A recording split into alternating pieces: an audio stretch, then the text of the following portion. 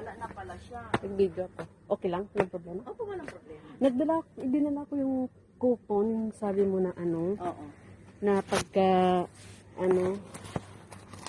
meron ano ba yung tawag doon? Oh, may ganyan, no?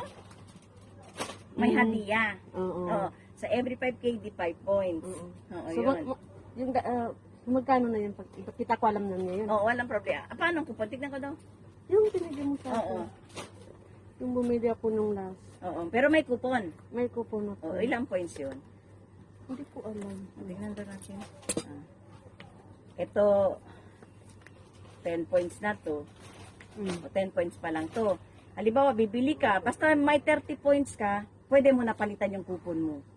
Hanggang February pa yan. Hanggang February. Oo. Ah, okay. Ganyan. O, nandiyan tingnan mo, may 100 points, may 150 points, may...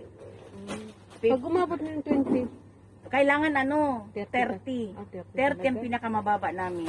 hindi ka tayo. Kasi Hello po. dito sa... Nandito po kami sa Ambassador Supermarket po. Punta kayo dito. Maraming mga Pilipinong mga items. Mga vitamins, meron din kami. Sige po. Nag-vloggers ka? Ah. Ganun pala yun. Ate Peli, maganda sana. Diba? Kisuyo, pero doon ako. Sige po, sige. Oh. Oh. Nandun po si ate, yung vloggers.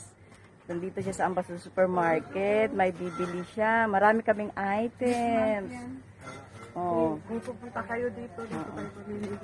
Oh, dito kayo bibili. Ang dami namin mga Filipino items. Pwede kayo magpa-cargo ng mga tsokolate. Ang dami namin tsokolate. Maraming sale ngayon, di ba? Ang daming selo katulad nito, mga shampoo, mga Colgate, mga tsokolate. May mga pa-premyo pa rin kami doon. Oh, every 5 KD may 5 points kayo. Pag nakaipon kayo ng 30 points, pwede nyo napalitan. Depende kung anong gusto nyo mga items na pagpapalitan. Sige, Salamat. Thank you din po.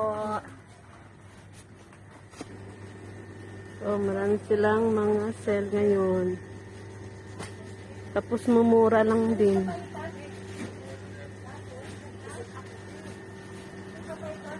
Oh, wala pa kasi masyadong tao kasi maaga pa eh.